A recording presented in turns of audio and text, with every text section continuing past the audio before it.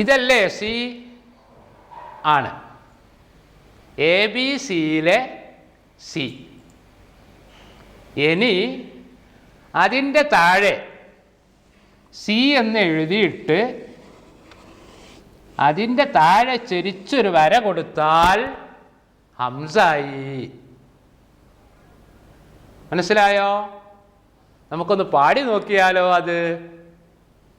ശരി. A B സിയിലെ സിയുടെ താഴെ ചെരിച്ചു വരച്ചു ഹംസായി.